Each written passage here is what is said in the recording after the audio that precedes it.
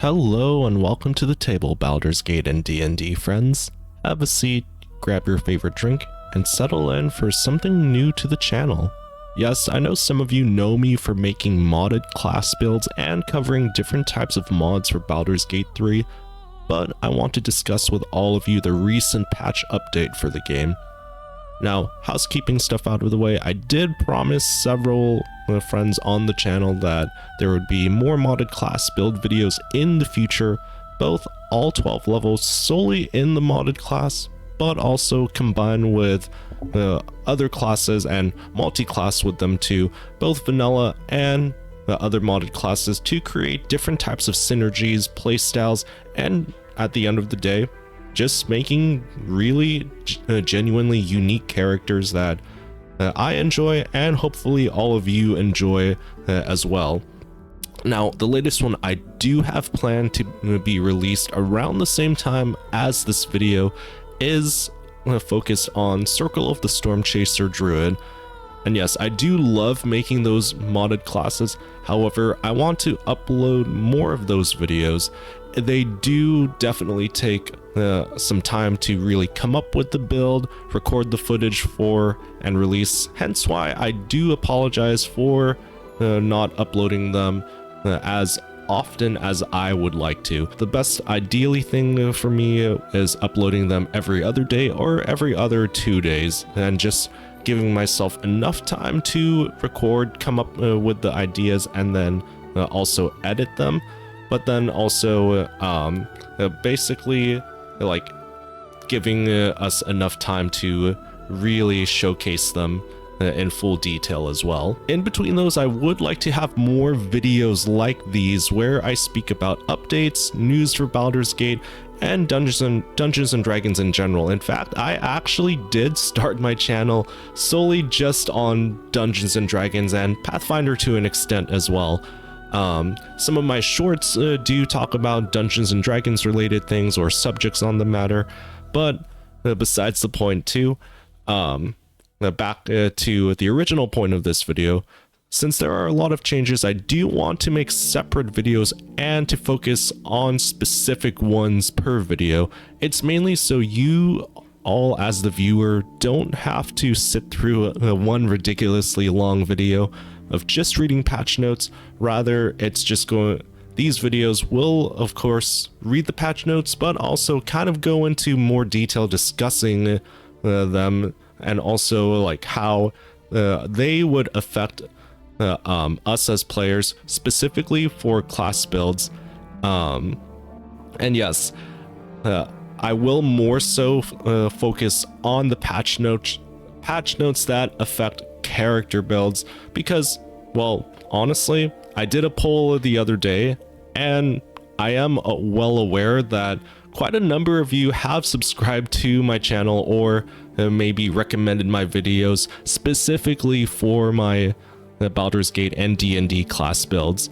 And also, speaking of the class builds, I'm going to focus on these patch notes just because they will of course affect players who want to make unique roleplay characters, or yes, I do know there are some players out there in my audience that are min-max optimization players too, and I'm totally on board with that. In fact, as a D&D and Pathfinder player myself, I used to be that power gamer and really just focus on like what classes, multi-classes, or feats to take in order to really get the most out of the particular playstyle. But also I've kind of become that in-betweener too, of like wanting to have some optimization, but also leaning towards some unique roleplay as well. But let's check out some of the more combat-specific patch notes. Side note, for any of the patch notes I may have missed related to builds, just let me know in the YouTube comments below, and I can definitely make separate follow-up videos to cover them. Like I said, I want these I do apologize that these videos may not be as long as my class build videos, but that's not my intention. I do intend for my class build videos to be longer, but these videos will kind of be like in between videos. Like I said, talking about news, updates, and more so about on the lines of casual vlogging too. Also in the comments, I'd love to hear your honest thoughts on these patch notes too. Do you love or hate the new changes regardless of the intentions of quote-unquote balancing the game slash fixing issues? Let's have an open and honest discussion on these changes, or changes that you as the player would personally love to see in the game. I do want to hear from all of you, just because some of you might have ideas that I haven't thought about or come up with, and it could be really good ideas that I genuinely would love to push to the rest of the Baldurs Gate and D&D community, and hopefully even to Larian Studios themselves. But without further ado, the patch notes I'll cover in this video are: when a character uses an offhand ranged attack, dexterity is no longer added to the damage. This now aligns with offhand melee attacks. Right, so first, right on the bat, this is an obvious nerf to our characters that primarily rely on dex, not just for landing attack rolls, but for damage too. Now the key words here are offhanded range and offhanded melee attacks. Is it a total loss? Not necessarily, due to the fact that you still do damage and the dex add-on is not going to severely nerf you. As a side note, I'm not totally miffed by this, even though admittedly some of my build videos like the Siri Witcher build and Shin Hati Star Wars Way of the Living Force mod classes, I shamelessly did dump points into dexterity. Even though I do love making dex reliant classes, I was using it as a Pathfinder 1st edition player, not necessarily having dex added on as damage, as I believe in that edition of the game, for Pathfinder, dex did help you land hits, but didn't count towards actual damage. So it's just something that I as a player was used to right off the start. And yeah, I know some of you might be upset, like, oh, there goes some of my extra damage. But at the same time, silver lining is, hey, at least you still get to do some damage, even though it is nerfed a little bit. So really right now, it's kind of like a subtle nod to like, hey, pick and choose your ability points. You could put them into strength. I believe in Pathfinder 1st edition, strength was strength in your offhand weapons still counted towards actual damage, along with landing a hit. Now, I'm not entirely sure if that specific rule was part of the core rule set, or if my dungeon master at the time made it that way. Either way, I was completely fine with it as a player, didn't have any complaints, and seeing as I was a newer player back then, I just assumed that it was all for balance purposes. And tying it back to this patch change note, I think that this is a fair balance change. Either way, not totally relying on dex for damage is fine for me personally, and I do encourage others to put points into other abilities as well for your different kinds of character builds. And yes, I will definitely try to do so as well, and practice what I preach with my future modded builds as well. As for another patch note, rage can no longer be used while under effects of calm emotions. I mean, not much here to it, as it does make sense roleplay wise and also balance wise. This isn't a screw you to barbarian players out there, more so that it's on the opposite end of the coin. Players who are casters can take advantage of this to counter enemy AI barbarians, and really it's just a matter of perspective here. You can still do outright damage as a barbarian when you're not raging, but maybe not as much. Although, maybe I should also put myself in the shoes of players who do main barbarians or multi-class into barbarian too. It's definitely a nerf, but also it's a nerf that, in my opinion, you can work around and strategize around too, rather than just solely relying on rage. The next patch note that I want to focus on, it's an armor patch note. And yes, it does affect character builds that rely on medium armor in particular. This is also one of those medium armors that is a good mid-game armor to have on your person too. Wearing the Yuan-Ti scale mail while having medium armor master feat no longer caps the AC dexterity bonus to 3.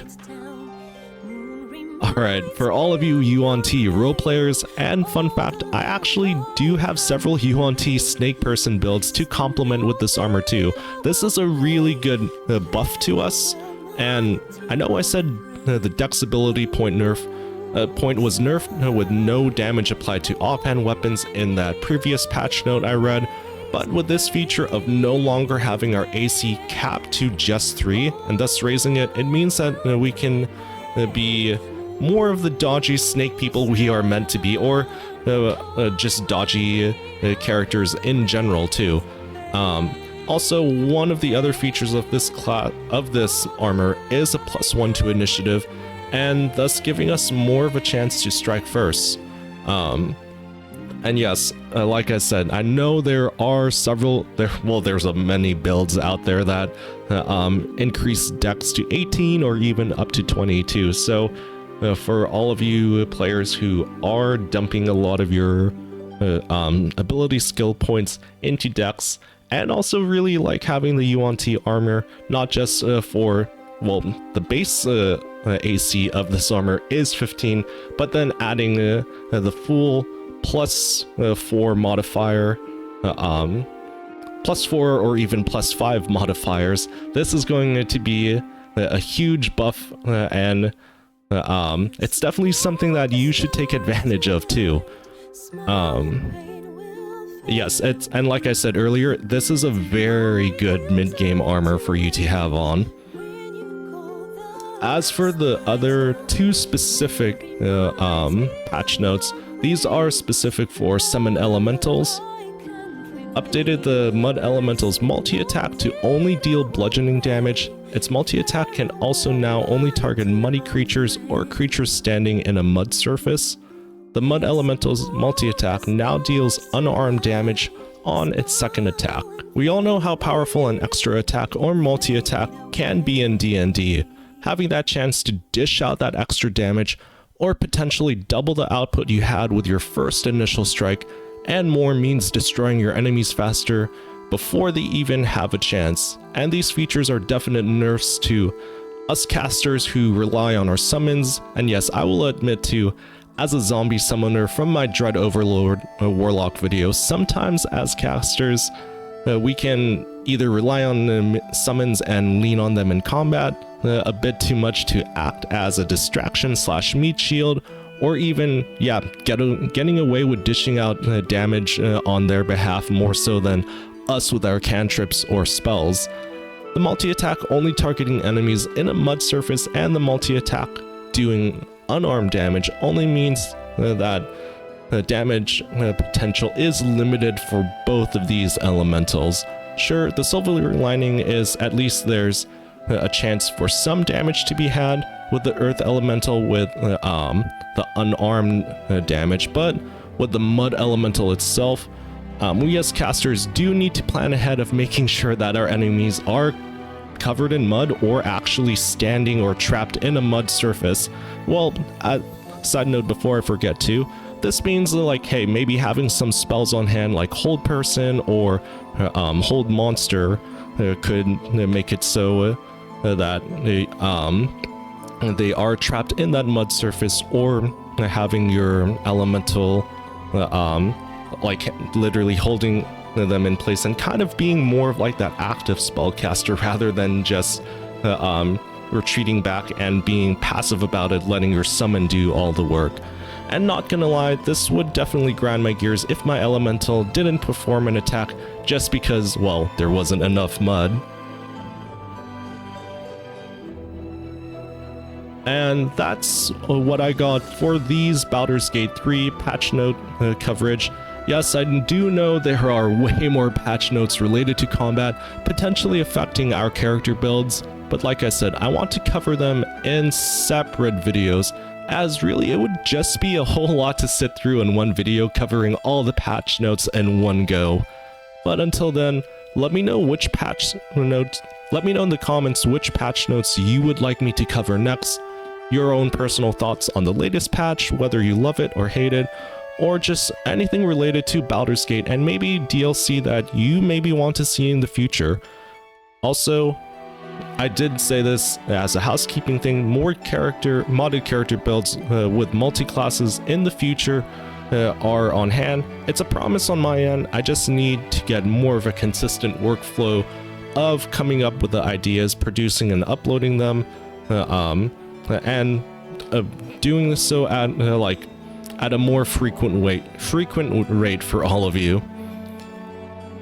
And if you love talking shop about all things Baldur's Gate, D&D, Warhammer, even a bit of Elder Scrolls, hit those like, subscribe, and bell icon notifications, and I'll save you a seat at the table for the next adventure. Until next time, friends.